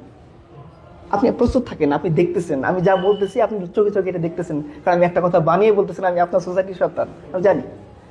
আপনি ভার্সিটিগুলোতে কি দেখেন? আপনারা মনে করেন যে ভার্সিটিতে পাঠাচ্ছেন খুব শিক্ষা, আপনাকে একদিন যেখানে যে জানলে আমি তাকে জাহাঙ্গীরনগর নিয়ে যাবো, আমার সাথে যাবেন, আমি জাস্ট আপনাকে বোটানিক্যাল গার্ডেনের দরজায় দাঁড় করিয়ে চলে আসবো, আপনি ওয়াল্লাহি আল্লাহর কসম চোখ মেলে তাকাইতে পারবেন না যে আপনার সন্তান বয়সী ছেলেরা কি করতেছে এখানে, মেয়েরা কি করতেছে এখানে, আপনি দেখতে পারবেন না। আপনি মনে করছেন খুব শিক্ষিত না, এরকম না। আপনার এই ছেলেগুলি বড় হয়ে যখন পলিটিশিয়ান হয়, ওরা তার জুনিয়র মেয়েকে ভাগ করে নেয় যে অমুক আমার, অমুক আমার, অমুক ওর ভাই, ওর দিকে তাকাবি না। এটা আপনার এই এগ্রিভার্সিটিতে হয়। জানেন সোসাইটি এত বেশি উন্নত হচ্ছে। আপনারা মনে করছেন বিল্ডিং বানাবেন, আপনারা মনে করতেছেন যে আপনি ফ্ল্যাট বাসায় থাকেন, আগে থাকেন ঝুপড়ি ঘরে, এটাকে বলে তো ঘর, এরপর আসলে বাসা, এখন হলো ফ্ল্যাট। আপনি অনেক উন্নত হয়েছেন, আপনি জেট বিমান বানাইছেন, আপনি মিসাইল পাওয়ার বানাইছেন, আপনি মার্কাবা ট্যাঙ্কের যুগে আসেন, আপনি অনেক উন্নত হয়েছেন। কিন্তু আপনার এই মার্কাবা ট্যাঙ্ক পৃথিবীর মধ্যে সবচেয়ে বিধ্বংসী কাজ করে যাচ্ছে। আপনি দেখতে পাচ্ছেন গাজার মতো একটা ছোট্ট শহরের মধ্যে কি বর্বরতা চলছে, পৃথিবী কথা বলতেছে না। ইনসানিয়াতের মধ্যে, মানব সভ্যতার মধ্যে এত বর্বরতা কোথায় ছিল যখন পৃথিবী কথা বলেনি? আমরা তো ছোট্ট একটা সংঘর্ষ হলো, আমার সামনে কোনো মুরব্বী আচার খেয়ে পড়লে আমি এগিয়ে যেতাম, আপনি ব্যথা পাইছেন। আজকে পৃথিবীর মধ্যে হাজার হাজার শিশু, দেখেন আপনারা কত নিকৃষ্ট আক্রমণ চলছে পৃথিবীর মধ্যে। হাসপাতালগুলো ধ্বংস করে দিয়েছে। কেন ধ্বংস করেছে জানেন? যাতে যারা ক্যাজুয়ালিটিস আছে, যারা কি বলে গুলি খেয়ে পড়ে আছে, ও যাতে হাসপাতালে গিয়ে ট্রিটমেন্ট না পেয়ে মারা যায়, মৃত্যু নিশ্চিত করার জন্য তারা সবার আগে বড় বড় হসপিটালগুলো ধ্বংস করে দিয়েছে। পৃথিবীর মধ্যে এত বড় বড় তো কোনো যুগে ছিল না। আপনি তো বলতেছেন আপনি অনেক ডেভেলপ করছেন, অনেক উন্নত হয়েছেন, আমি আপনার সব কথা মেনে নিচ্ছি, কিন্তু আপনি আমাকে বলেন পর্নোগ্রাফি ইন্ডাস্ট্রি কেন বানাইছেন যেটা পৃথিবীর সভ্যতার ইতিহাসের মধ্যে নাই? পৃথিবীর সভ্যতার ইতিহাসের মধ্যে আপনারা কখন দেখছেন? মুরব্বী কেন বলেন তো, একটা ছেলে, স্মার্ট ছেলে, তার সবকিছু ছেলের মতো, শেষ দাবি করতেছে আমি ট্রান্স উইমেন হতে চাই। কোথায় পেয়েছেন আপনারা? এখন আপনার সোসাইটির রকম দাবি করতেছে আমি হোচিমিন ইসলামে মেয়ে হতে চাই। এই আপনার আমার পরিবারে জন্ম নেওয়া, মুসলমানের ঘরে জন্ম নেওয়া আমাদের সোসাইটির সন্তান, সে কি বলতেছে? সে এখন মেয়ে হতে চায়। এটা অধিকার। ট্রান্সজেন্ডার মুভমেন্ট হয়ে গেছে, একটা হোমোসেক্সুয়ালিটি মুভমেন্ট চলছে। ছেলে ছেলেকে বিয়ে করে মেনে নিতে হবে, মেয়ে মেয়েকে বিয়ে করে মেনে নিতে হবে। এখন ছেলে মেয়ে হবে, এটা আপনাকে মেনে নিতে হবে। ওই ছেলেটাকে মেয়েদের ওয়াশরুম ব্যবহার করতে দিতে হবে, মেনে নিতে হবে। মেয়েদের হোস্টেলে সে থাকবে, মেনে নিতে হবে। এটা অধিকার। যদি না মানেন, ঘানার মতো আফ্রিকার কান্ট্রির মতো আপনাকে স্যাংশন দিবে, আর না মানলে আপনাকে প্রেশার দিবে। মানতে হবে। শব্দের মার পেছে শরীরকে সরিয়ে বানানো হবে। আপনি ঠিকাইতে পারবেন না। কারণ আপনি কি করছেন? আপনার ধর্মের দরকার নেই, ইসলামের দরকার নেই, সব ফেলে দেন। আপনি এখন দিলে হাত দিয়ে বলেন যে আপনি নিশ্চিত কিনা আপনার জীবন নিয়ে, নিরাপত্তা নিয়ে, আপনি আপনার ওয়াইফকে নিয়ে রাস্তা চলতে সাহস করেন কিনা। আর আপনি যদি এমন একটা সোসাইটি বানাইতেন, আদি ইবনে হাতিম রাসূলুল্লাহ সাল্লাল্লাহু আলাইহি ওয়াসাল্লামের কাছে ইসলাম কবুল করতে আসতে, সে প্রিন্স ছিল, একটা গোত্রের কবিলার সর্দার। মনে করেন যে ওই যে আমাদের গুলশানে থাকা দরজ বাবার কোন ছেলে, সে আসছে, সে ইসলাম কবুল করতেছে না কেন? সেই দেখতেছে খুব জীর্ণ শীর্ণ অবস্থা। সাহাবায়ে কেরাম এক একটা জীর্ণ শীর্ণ অবস্থার মধ্যে আছেন, তাদের পোশাক ভালো না, খাবার খাচ্ছেন শুকনো রুটি, ঘোড়াও এত তেজস্বী না। বলতেছেন এই ইসলাম তিনি কিভাবে কবুল? খুব দনমন্যতে আছেন। তো যখন তিনি রাসূলুল্লাহ সাল্লাল্লাহু আলাইহি ওয়াসাল্লামের কথা বলার জন্য আসতেছেন, তিনি দেখলেন আল্লাহ রাসূল একজন সাধারণ নারীর জন্য রাস্তা ছেড়ে দিলেন, এবং তিনি রাসূলুল্লাহ সাল্লাল্লাহু আলাইহি ওয়াসাল্লাম তাকে নিয়ে তিনি তাকে বসালেন তোশকের উপরে, আল্লাহ রাসূলকে মাটির উপরে বসলেন।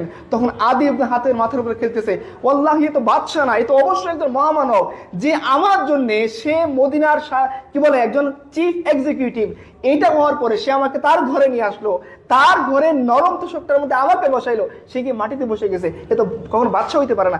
আমি রোম পারস্যের বাদশাকে দেখছি, তারা কতটা জাঁকজমকের ভিতরে থাকে। আপনার আব্রাহার বাহিনীর কথা শুনছেন, সে হস্তি বাহিনী নিয়ে আসছে, মানুষের কাঁধের উপরে বানিয়ে সিংহাসন বানিয়ে সেইটার উপরে বসে সে ইয়েমেন থেকে মক্কায় আসছে। সে তো এই দৃশ্যগুলো দেখে অভ্যস্ত ছিল, সে তো এরকম দৃশ্য দেখেনি। তার দিল সাক্ষ্য দিচ্ছে যে মুহাম্মদ ব্যতিক্রম কিছু, এটা উনি এরকম না। তো তিনি যখন বসে কথা বলতেছেন, আল্লাহ রাসূল বলছেন, আদি তুমি কি এই জন্য ইসলাম কবুল করতেছো না? তুমি এদেরকে জীর্ণ শীর্ণ অবস্থায় দেখতেছো? মনে রেখো, এমন একদিন আসবে, এমন একটা যুগ আসবে যেদিন রোম, পারস্য, কিসরা, কাইসার, যেমনটা আমি উদাহরণ দিতে গিয়ে যদি এখন বোঝাই, যে হোয়াইট হাউস আপনাদের দখলে থাকবে, রাশিয়া আপনাদের দখলে থাকবে, চায়না আপনাদের দখলে থাকবে। রাসূল এইভাবে সাল্লাল্লাহু আলাইহি ওয়াসাল্লাম তার সাহাবীকে বলতেছেন যে আদি তুমি ইসলাম অ্যাকসেপ্ট করো।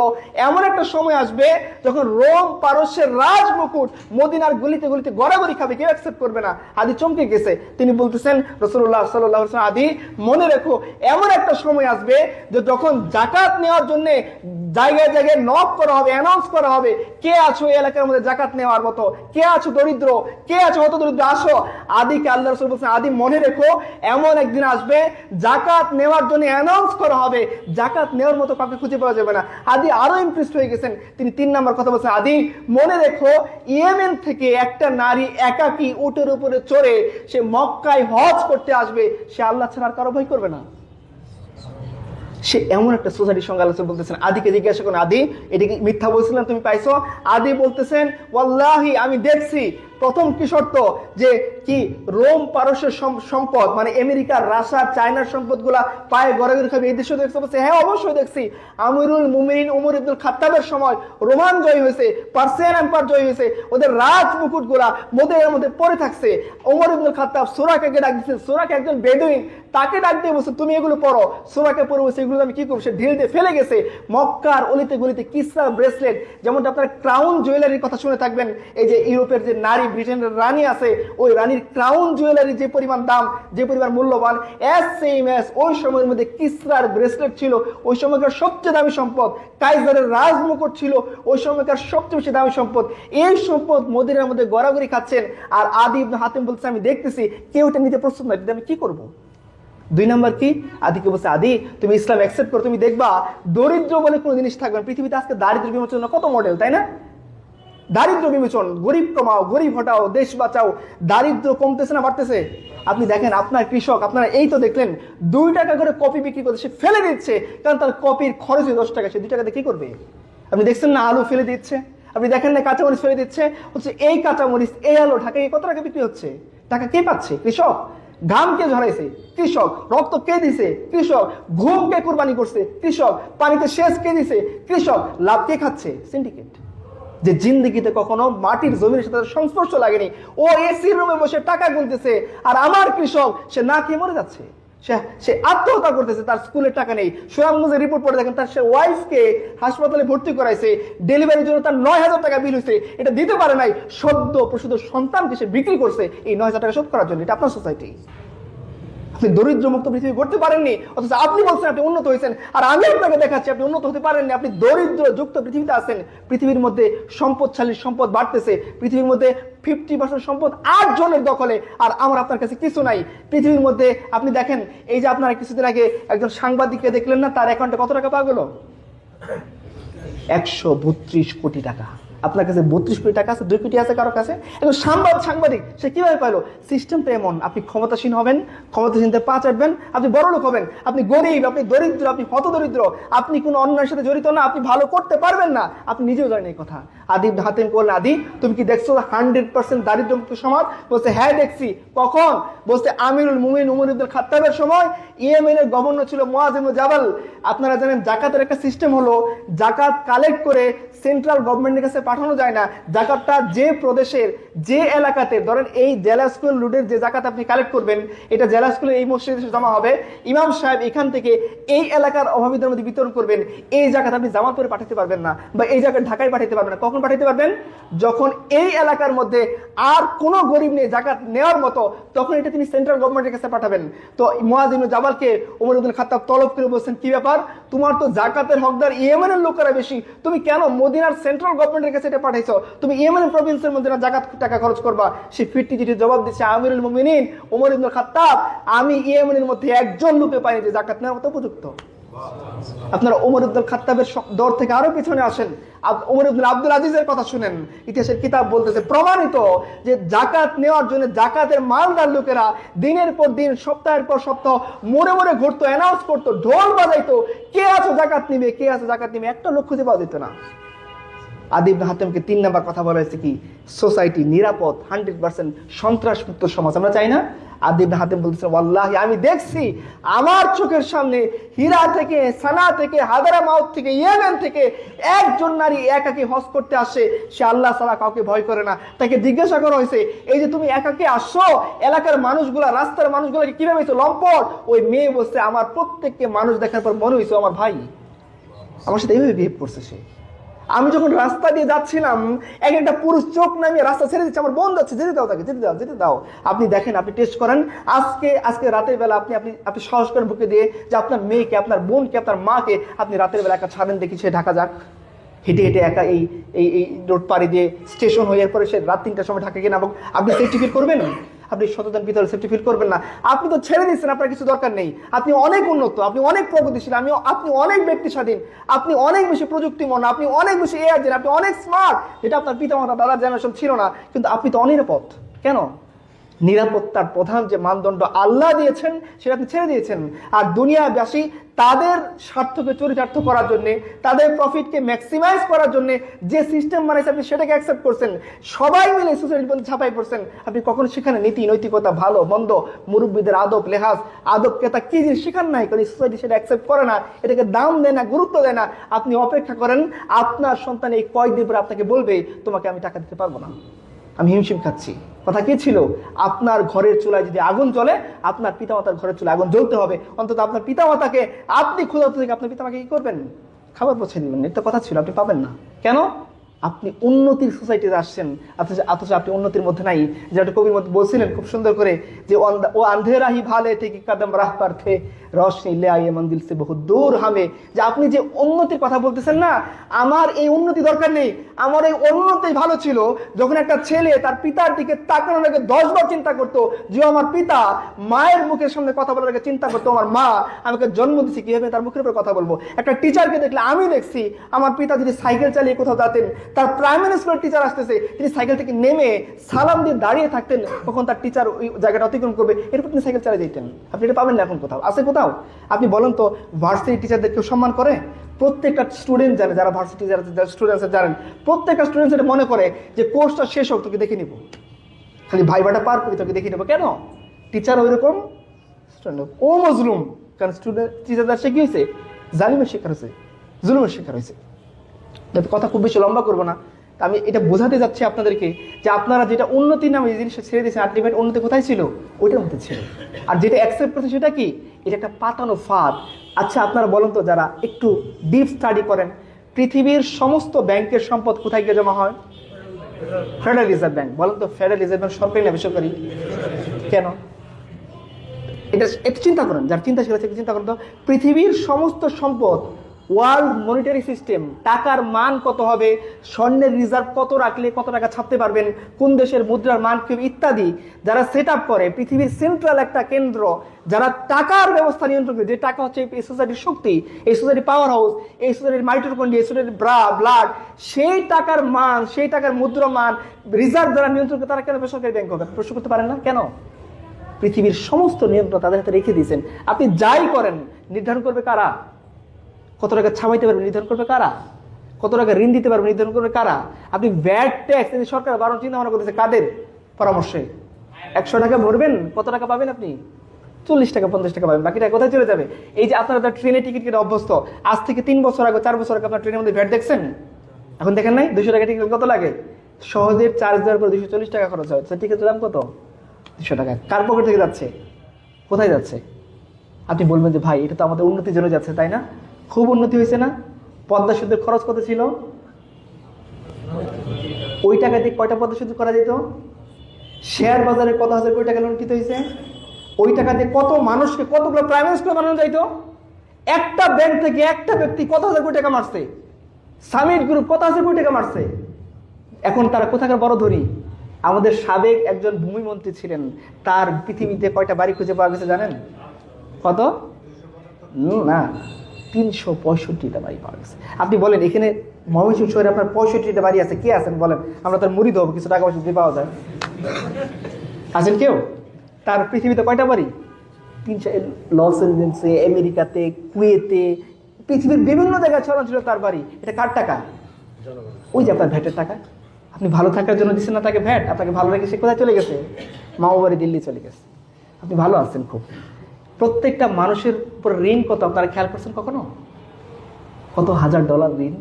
চিন্তা করেন নাই। আপনি ভালো থাকার জন্য সোসাইটি বানাইছেন, ভালো থাকার জন্য আপনি আল্লাহকে ছেড়ে দিয়েছেন, ভালো থাকার জন্য আপনি আল্লাহ রসুলকে ছেড়ে দিয়েছেন। আর আমি আপনাকে বারবার বলতেছি, খুব মহব্বত করে বলছি, আপনি ভালো নেই এ কথা আপনি নিজেও জানেন, কিন্তু কেন আপনি আল্লাহকে স্বীকার করতে জানেন? তাহলে কেন আপনি নিরাপদ সোসাইটি, দারিদ্র্যমুক্ত সোসাইটি, সন্ত্রাসমুক্ত সোসাইটি, মাদক মুক্ত সে একটা সুন্দর সমাজ আপনি কেন চান না, যে সমাজের মধ্যে এত ইনসাফ থাকবে? আপনারা বলেন তো, বুকে হাত রেখে, একটা রানিং মন্ত্রীর ছেলে যদি অন্যায় করে, আপনার এই সোসাইটির পরিচয় আমি এক্সাম্পল দিতে যাচ্ছি না, কারণ এখানে অনেকে হয়তো থাকবেন তার প্রিয় লোক, আপনারা জানেন রানিং মন্ত্রীর ছেলে যদি অপরাধ করে, আপনি কি আদালতে তার বিরুদ্ধে মামলা দায়ের করতে পারবেন? হ্যাঁ পারবেন, পরদিন আপনি থাকবেন না, এভাবে পারবেন, এছাড়া পারবেন না। আমি আপনাকে আর্টেস্ট সোসাইটি এক্সাম্পল দিই। ওমর ইবনুল খাত্তাবের সময়ে একটা প্রভিনেন্স ছিল মিশর, পুরো একটা প্রদেশ, মিশর কিন্তু বাংলাদেশের চেয়ে অনেক বড়। এত বড় প্রভিনেন্সের গভর্নর ছিল আমর ইবনুল আস, তিনি মিশর বিজয় করছেন। ওমর ইবনুল খাত্তাব তাকে মিশরের গভর্নর বানাইছেন। আমর ইবনুল আসের ছেলে ঘোড়া দৌড়ের প্রতিযোগিতায় পেছনে পড়ে যাচ্ছিল, যে তার আগে চলে গেছে তাকে সে চাবুক পেটা করে পিছনে ফেলে দিয়েছে, সে পার্সিয়ালিটি করে ফার্স্ট হয়ে গেছে। এই কথা আমিরুল মুমিনিন ওমর ইবনুল খাত্তাবের কানে পৌঁছেছে। তিনি সরাসরি চিঠি লিখছেন আমর ইবনুল আসের কাছে, যে চিঠি পাওয়া মাত্রই তুমি এবং তোমার ছেলে সেন্ট্রাল গভর্নমেন্ট মদিনার কাছে হাজির হবা, তোমাদের বিচার হবে। ওনারা চিঠি পাওয়া মাত্রই সে আমর ইবনুল আস, তার ছেলে ওই মজলুম যে তাকে চাবুক পেটা করে ফেলে দিয়েছিল, সেও আসছে, তিনজন মিলে মদিনার কাছে।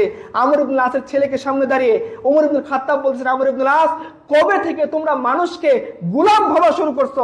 অথচ তাদের মারা, তাদের বাবারা তাদেরকে স্বাধীনভাবে জন্ম দিছে, ওরা তো স্বাধীন ছিল, কিন্তু তুমি কেন তার সাথে গোলামের মতো বিহেভ করতেছো? এই কথা বলার পরে ওই ফরিয়াদি, ওই মজলুমকে তিনি আনছেন, এনে ওই দেখেন রানিং গভর্নর, যিনি একজন মন্ত্রীর চেয়ে বেশি ক্ষমতা রাখেন প্রশাসনিক ভাবে, সেই গভর্নরকে সামনে দাঁড় করিয়ে তার ছেলেকে বলছেন, তুমি তোমার পিঠ উঁচু করো, পিঠ খোলো, পিঠ থেকে কাপড় সরাইছে। এরপর ওই জেনারেল, একজন সাধারণ ফরিয়াদিকে তিনি বলছেন, নাও এবার তুমি গভর্নরের ছেলেকে চাবুক পেটা করো। ওই ছেলে চাবুক পেটা করতে তাকে অজ্ঞান করে ফেলছে। সাহাবী এসে বলছে, আমিরুল মুমিনিন, ও তো মরে যাবে, ওকে ছেড়ে দেন। আমিরুল মুমিনিন ওমর ইবনুল খাত্তাব এরপরে নিজের পিঠ খুলে দিয়ে বলতেছেন, তুমি তোমার মনের ঝাল আমার পিঠের উপর পিটাও, যতক্ষণ তোমার মনের ঝাল না মিটবে আমাকে পিটতে থাকো। কারণ কেন? আমার অধীনস্থ একজন কর্মচারী তোমার ছেলে জুলুম করছে, ও অজ্ঞান হয়ে গেছে, ও নিতে পারতেছে না, লোড আমি নিব, তুমি আসো আমার পিঠের উপর চাবুক চালাও। এই আমিরুল মুমিনিন ওমর ইবনুল খাত্তাব, আপনি অনেকদিন না খেয়ে থাকেন, কেউ আপনার খোঁজ নেয় না, আপনি অনেক সমস্যায় থাকেন, কোন সরকার এসে আপনার খোঁজ নেয় না, আপনি অনেক কষ্টে জীবনযাপন করেন, কেউ এসে আপনাকে 2 টাকা দিয়ে যায় না। আর আমিরুল মুমিনিন ওমর ইবনুল খাত্তাব বলছিল যে ফুরাতের প্রান্তরে একটা কুকুর যদি না খেয়ে মারা যায়, আমি তার জিম্মাদার হব। আপনাকে কেউ বলেনি কখনো? আপনি তাকে ভোট দিয়েছেন, আপনি তাকে নেতা বানাইছেন, আপনি তাকে বড় পজিশনে পাঠাইছেন, সে শেষ একটা কাজ করেছিল, তার বাড়ি থেকে যাওয়ার জন্য মেন রোড থেকে একটা রাস্তা বানিয়েছে, আর আপনি মনে করছেন দেশ খুব উন্নত হয়ে গেছে। সে তার জীবনকে সুন্দর করার জন্য অনেক রুলস রেগুলেশন বানাইছে, আপনি মনে করছেন দেশ সুন্দর হয়েছে, অথচ যাকে আপনি নেতা বানাইছেন সে কখনো খোঁজ নেয় নাই। অথচ আপনি যে সোসাইটি থেকে, আপনার সোসাইটি থেকে আউট করে দিয়েছেন, সেটা যদি ইনপুট করতেন, এমন নেতা তৈরি হইতো, সে বলতো আমিরুল মুমিনিন ওমর ইবনুল খাত্তাবের সময় একবার দুর্ভিক্ষ দেখা দিল। দুর্ভিক্ষ মানে কি? সবাই ভালো খাবার খাইতে পারতেছে না, ভালো পোশাক পরতে পারতেছে না। একজন রানের এক টুকরা মাংস ভুনা করে আমিরুল মুমিনিনের সামনে আনলেন, এনে বললেন, আমিরুল মুমিনিন, অনেকদিন হয়েছে আপনি তো ভালো খাবার খান না, এইটা একটু খান।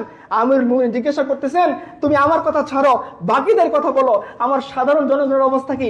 তারা কি এই লেভেলের খাবার খাইতে পারতেছে? বলতেছে না, তারা তো দুর্ভিক্ষের মধ্যে আছে। বলছে, নিয়ে যাও, জনগণ যে শুকনো রুটি খায় সেটা আমিরুল মুমিনিনের সামনে হাজির করো, জনগণ যে গন্ধযুক্ত চর্বি খায় সেটা আমিরুল মুমিনিনের সামনে নিয়ে আসো, এই গোস্ত জনগণের মধ্যে বাটোয়ারা করে দাও। আর সৌদি আরব থেকে যে উটের দুম্বার গোস্ত সেটা কোথায় চলে যায়? বিধবা ভাতার কার্ড কে খায়? মেম্বার খায়। বুঝেন নাই?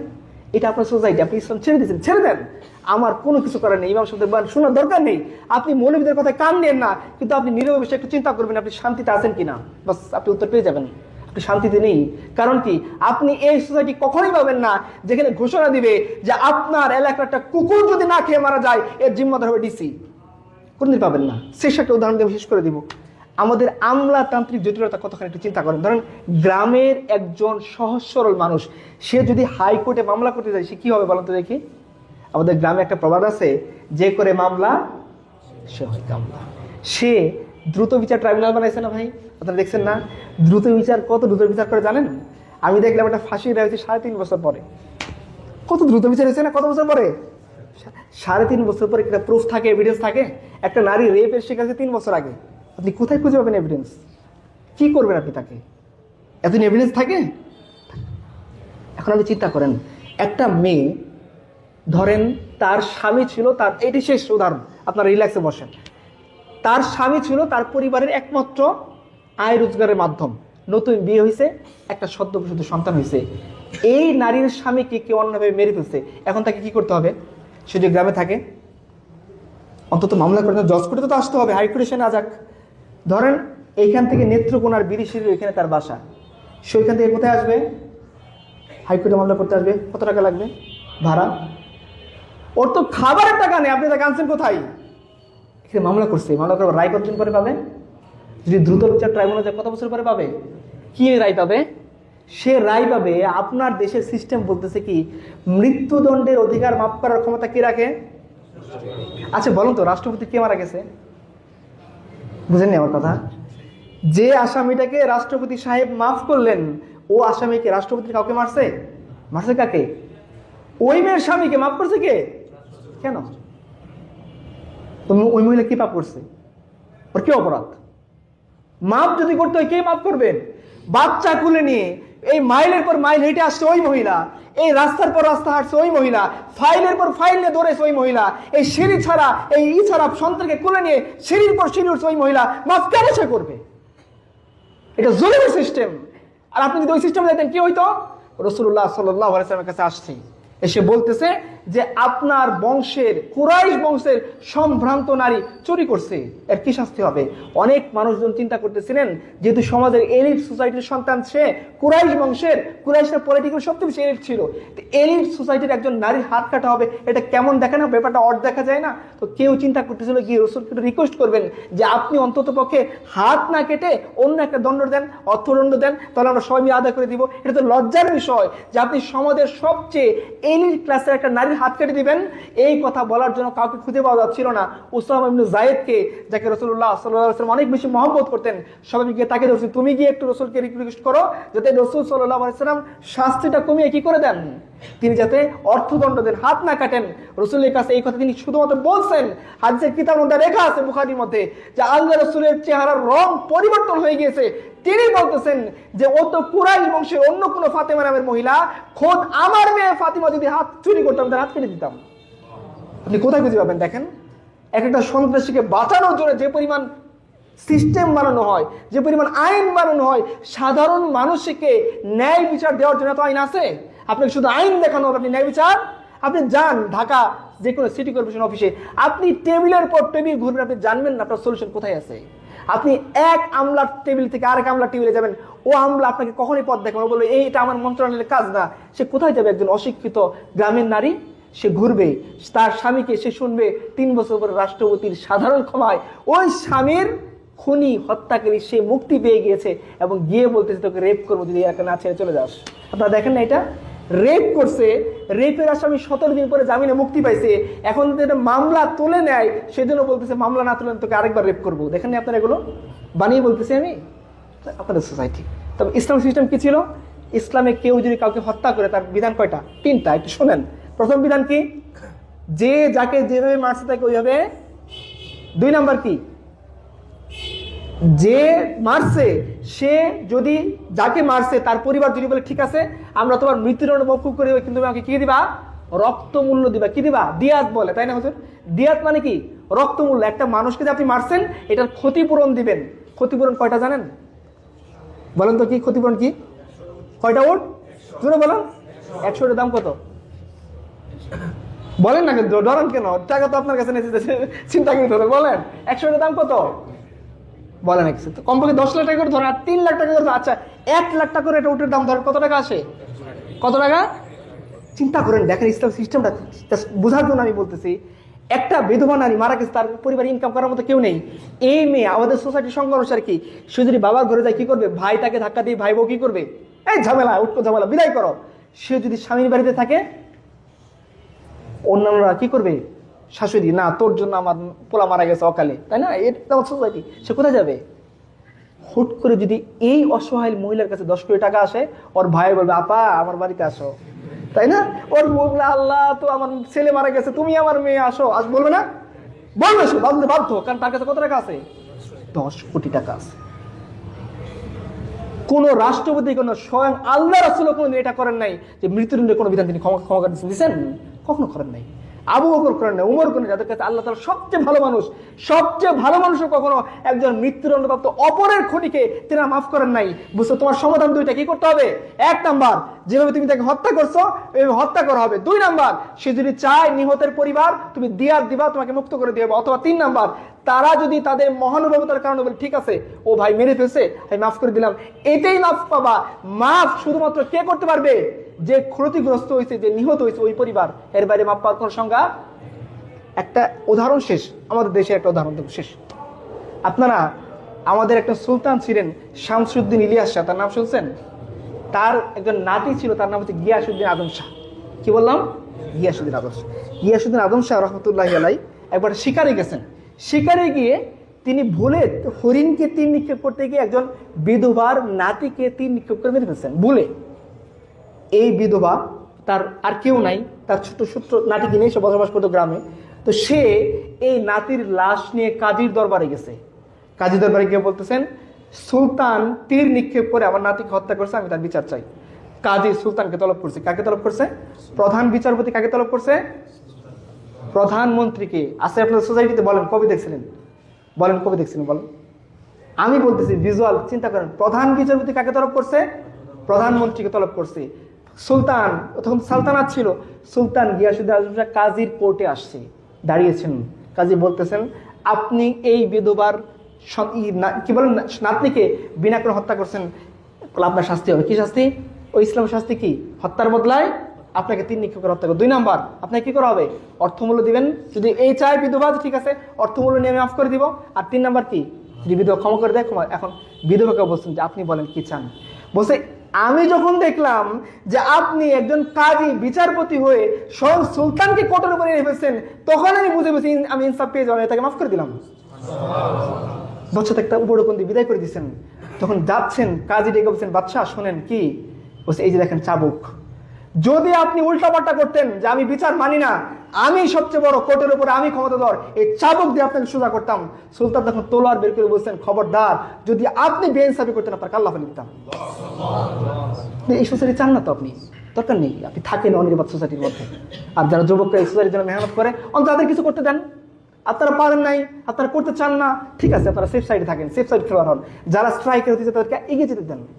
তারা আপনাদের জন্য এমন সোসাইটি নিশ্চিত করবে যেখানে কোনোদিন কোনো মুরব্বীর সামনে কেউ সিগারেট খাবে, যে দূরের কথা সে সিগারেট মুখে নেওয়ার চিন্তা ভাবনা করবে না। কারণ সে জানে তার রাসূল তাকে বলে গেছেন যে মুখের মধ্যে দুর্গন্ধ থাকে, সেই দুর্গন্ধওয়ালা মুখে, সেই দুর্গন্ধওয়ালা বাসায়, সেই দুর্গন্ধওয়ালা জায়গায় কোনো রহমতে ফেরেশতা আসে না, সে কখনো সিগারেট খাবে না।